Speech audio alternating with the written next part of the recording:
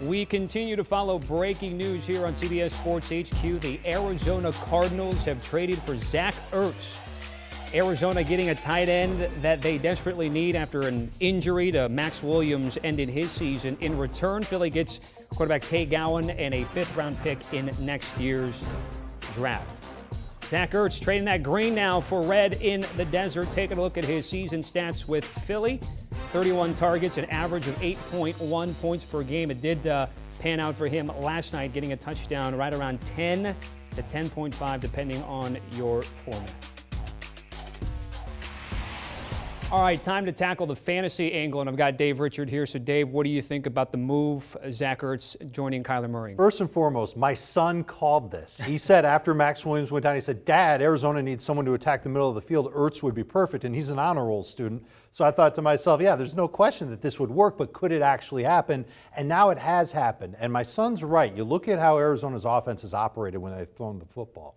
And it's been a lot of DeAndre Hopkins on the sideline, A.J. Green on the sideline. Max Williams, all but 4 of his targets came in the middle of the field. This is where Arizona can attack. And the fact that he's more of a receiver than a tight end, but he's listed as a tight end, means that they could use more 11 personnel. That means a lot of 3 wide receiver sets, but still run a lot of their plays as if there are 4 wide receivers out there. It's a bad move for Christian Kirk. It's a bad move for Rondale Moore in time.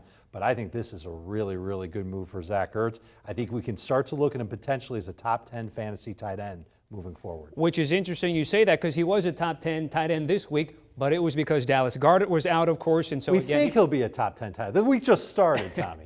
Let's just make sure, you know. Yeah, and what about the other side? Are we seeing a little more clarity when Dallas Goedert is able to come back there to Philadelphia? Because I think target share-wise, the Eagles were having about a 0.25% there of their passes out there to their tight ends, and now maybe Dallas Goedert benefits even more. It's been a staple in Philadelphia for years, and certainly the type of offense that they're running, they want to have somebody in the middle of the field that's a nice target for Jalen Hurts to lean on.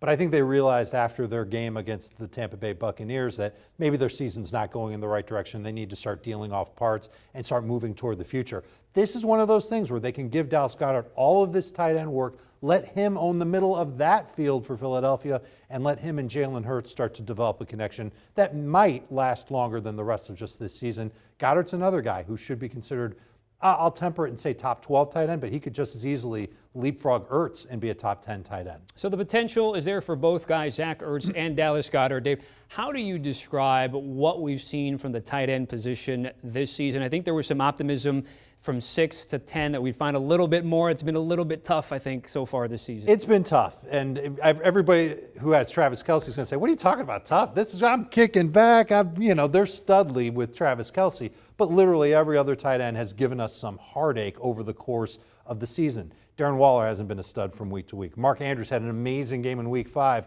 Talk to the people that have Mark Andrews on their fantasy rosters after the first couple of weeks of the season. They were looking for him. The opposite is true of T.J. Hockenson. Hockenson was a monster to start the year, and now no one can find him in the fantasy stat line moving forward. I think if you've got a tight end that's got a shot at getting 6 targets per game and is more than just a guy where you're counting on a touchdown, that's a guy you're starting in fantasy football. Ertz is now one of those guys. Goddard is now one of those guys. There's maybe 8 or 9 other tight ends in the league that are like that. Yeah, it's a conversation to be had. Kyle Pitts having a nice day in London, but T was off to a bit of a slow start. We see Dawson Knox scored touchdowns, but whether he's consistent and can sustain that, to your point, of the other guys. Same with Dalton Schultz in Dallas, too. Yeah. Like, there are tight ends that are going to come out of the woodwork every year. Gronk is one of those guys. We really weren't drafting Gronk in fantasy drafts. Maybe with a late-round pick we were taking him, but we thought that he'd get phased out a little bit of that Tampa Bay offense.